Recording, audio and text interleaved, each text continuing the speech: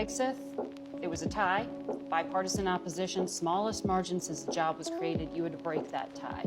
If the nominee can't unite your party, how's he going to lead 3 million people? Well, look, I think Pete is a disruptor, and a lot of people don't like that disruption, but Margaret, that disruption is incredibly necessary. If you think about all of those bipartisan, massive votes, we have to ask ourselves, what did they get us?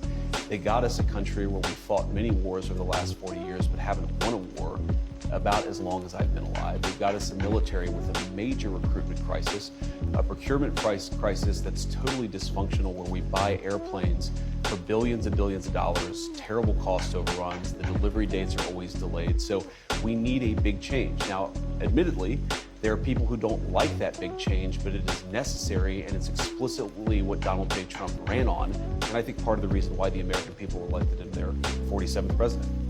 So the main objective is changing all of that, that it's going to be Pete Hegseth alone? I'd say the main problem the main thing that we want Pete Hegseth to do is to fix the problems at the Department of Defense. And unfortunately, there are many. We've gotten into way too many wars that we don't have a plan for winning. We've gotten into way too many misadventures that we shouldn't have got into in the very first place. And our procurement process, Margaret, is incredibly broken. We're in an era. Well, of course, they're policy decisions, but they're also logistical and implementation decisions. If you look at where we are with the rise of artificial intelligence, with the rise of drone technology and drone warfare, we have to really, top to bottom, change the way that we fund the procurement of weapons, the way that we arm our troops. This is a major period of disruption, and we think Pete Hegseth is the guy to lead the job.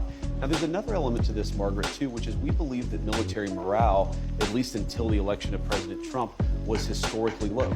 You had the Army missing recruitment goals by tens of thousands of soldiers, and already recruitment is starting to pick up because Pete Hegseth is fundamentally a warfighter's leader at the Department of Defense. He is a guy who sees not through the perspective of the generals or the bureaucrats, he looks at things through the perspective of the men and women that we send off to fight in our wars.